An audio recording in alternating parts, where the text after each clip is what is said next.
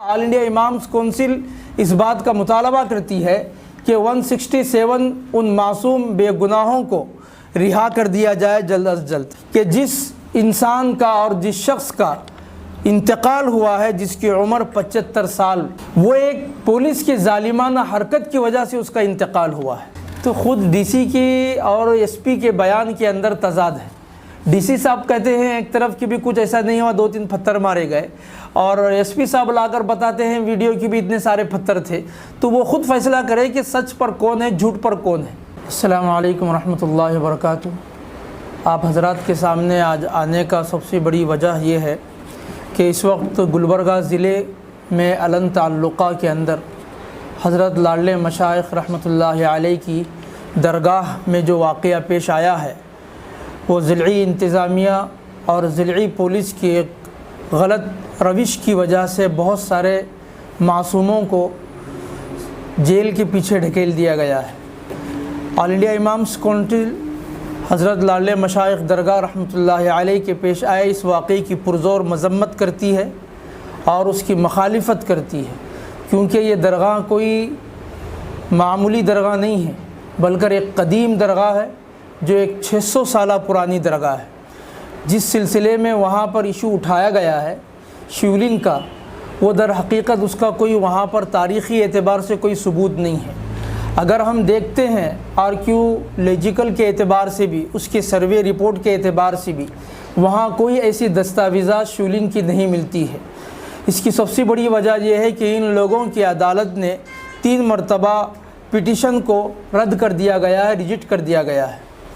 दूसरी वजह यह है कि 1 मार्च 2022 को हुक्मरान पार्टी बीजेपी के वज़ीर और पार्लियामेंट मेंबर्स खोबा और चंद शरारत पसंद हिंदुत्ववादी तंजीमों की मफाद परस्त लोग और अपनी ताकत के बलबूते पर उस जानिब आगे बढ़ते हुए, जबकि वहाँ पर सीआरपीसी की सेक्शन 144 की बहुत ही गनौनी तौर पर उसकी ख़िलाफ़ वर्जी करते हुए मुख्तलिफ़ मकामात से अलन के अंदर अफराद को लेकर पहुँचते हैं।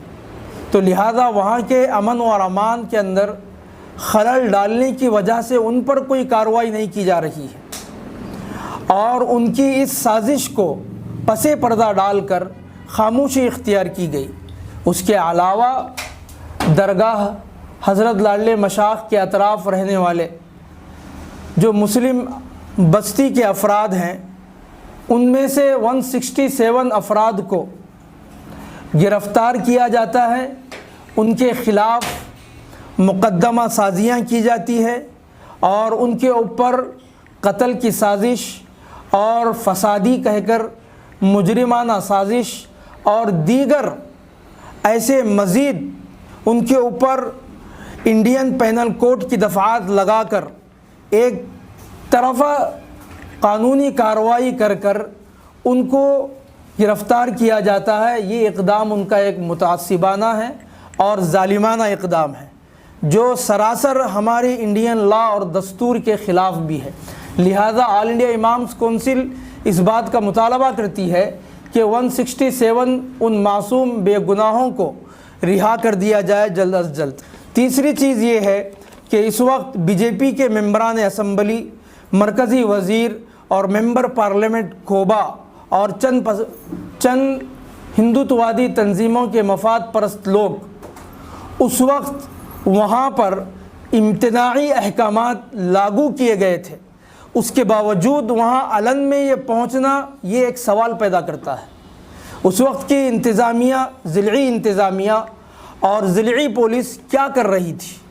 लिहाजा उन पर सख्त से सख्त कार्रवाई करते हुए उन्हें असम्बलियों से मुअत्तल कर दिया जाए और शरपसंद हिंदुत्ववादी तंजीमों के अफराद को पसे दीवार ज़ंदा डालकर कानून की बालाजोई करना चाहिए।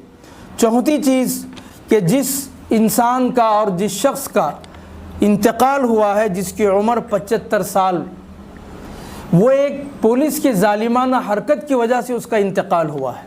इसलिए कि पुलिस جس گھر میں یہ شخص رہتا تھا اس گھر کے در و دیوار کو پھلانگ کر ظالمانہ طور پر اس کے گھر کے دروازوں کو توڑ دیا جاتا ہے، جس کی وجہ سے اس شخص کا انتقال ہوتا ہے۔ لہذا آل انڈیا امامز کونسل حکومت وقت سے یہ مطالبہ کرتی ہے کہ اس شخص کو 50 لاکھ معاوضہ حکومت وقت کو دینا ہوگا تاکہ وہ اور اس کی فیملی راحت کے ساتھ اپنی زندگی گزار سکے۔ آل انڈیا امامز کونسل آگے چل کر اس سلسلے میں زمینی سطح پر گہرائی پر فیکٹ فائنڈنگ کی ایک رپورٹ بھی تیار کرے گی انشاءاللہ العزیز۔ وما علینا الا البلاغ۔ اس تعلق سے کیا کام کر رہی ہے سر آل انڈیا امام کونسل ابھی تو ایک دورہ کری ہے، انشاءاللہ آئندہ جو ایک زمینی سطح پر ایک گہرائی پر ایک فیکٹ فائنڈنگ رپورٹ تیار کر کے انشاءاللہ میڈیا کے سامنے اور خاص کر گلبرگہ کی عوام کے سامنے اس کو لائے گی کہ بے حقیقت کیا ہے۔ جو لوگ ابھی جو جیل میں ہیں ان کو نکالنے کے لیے کچھ عملی کا اس سلسلے میں ایک یہاں پر ایک آل آرگنائزیشن کی طرف سے ایک پینل بنایا گیا ہے وکلاء کا، وکیلوں کا، وہ الحمدللہ اس سلسلے میں کام کر رہی ہے۔ آل انڈیا امام کونسل بھی ان کے ساتھ لگی ہوئی ہے۔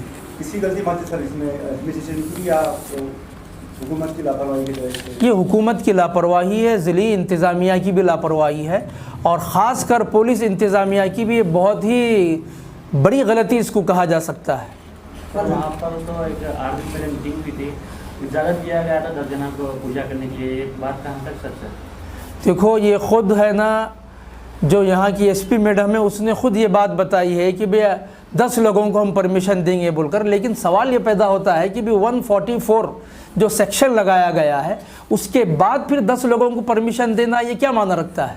کیا قانون کے کھلواڑ خود اس سیکشن کا کر رہے ہیں یا آپ اپنے آپ کو قانون سے بڑا سمجھ رہے ہیں؟ سوال تو یہ پیدا ہوتا ہے۔ صرف مسلمانوں کے لیے لاگو لگ رہا تھا، سب محسوس ہو رہا تھا، صرف مسلمان ہی کو ٹارگیٹ کیا گیا ہے، وہ لوگوں پہ زیادہ کارروائی نہیں کی جا رہی ہے۔ تو یہی تو ہم بتا رہے ہیں کہ بھی اس کے اندر ضلعی انتظامیہ اور ضلعی پولیس کی ایک بہت بڑی غلطی ہے اور بھول ہے کہ انہوں نے 144 کا النگھن کرنے والے سب کو اریسٹ کرنا چاہیے تھا، خالی مسلم برادری کے 167 افراد کو گرفتار کرنا یہ ایک ظالمانہ اور متعصبانہ کردار ہے ان کا۔ کورٹ تو اس کو ریجیکٹ کر چکا ہے کہ وہاں پر ایسی کوئی چیز ہے ہی نہیں، حالانکہ 3 مرتبہ پٹیشن یہ لوگ ڈالے تھے، تینوں مرتبہ کورٹ نے اس کو ریجیکٹ کیا ہے۔